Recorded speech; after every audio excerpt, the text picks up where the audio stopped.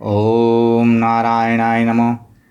गणेश जी को देखने के लिए शनैश्चर का आना और पार्वती के पूछने पर अपने द्वारा किसी वस्तु के न देखने का कारण बताना।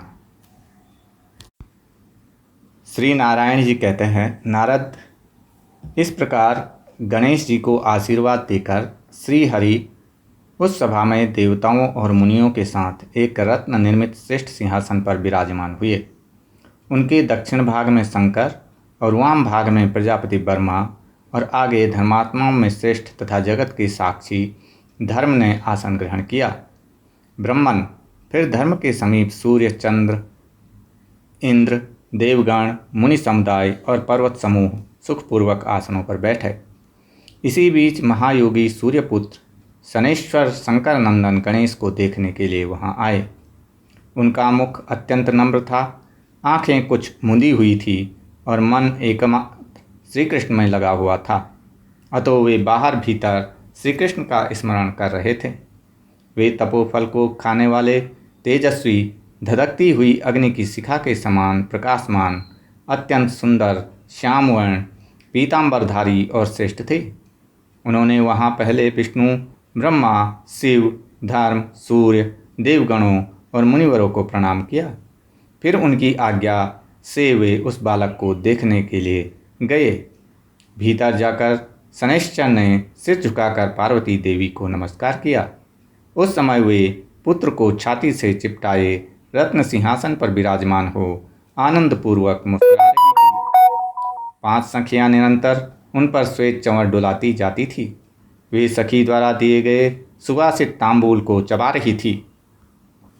उनके शरीर पर अग्नि से तपाकर शुद्ध की हुई सुंदर साड़ी शोभायमान थी। रत्नों के आभूषण उनकी शोभा बढ़ा रहे थे।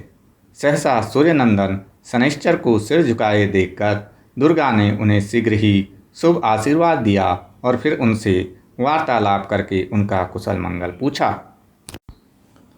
पार्वती ने पूछा, ग्रहेश्वर, इस समय तुम्हारा मुख नीचे की ओर क्यों झुका हुआ है तथा तुम मुझे अथवा इस बालक की ओर देख क्यों नहीं रहे हो?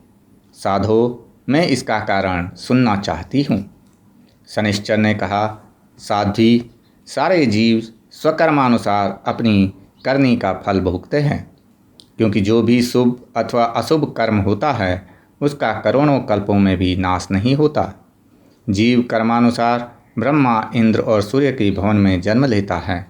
कर्म से ही वह मनुष्य के घर में और कर्म से ही पशु आदि योनियों में उत्पन्न होता है।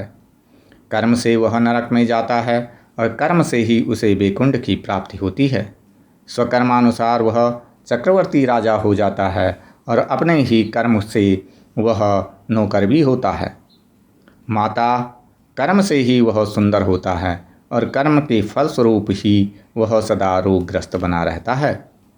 कर्मानुसार ही वह विषय प्रेमी और अपने कर्म से ही विषयों से निर्लिप्त रहता है।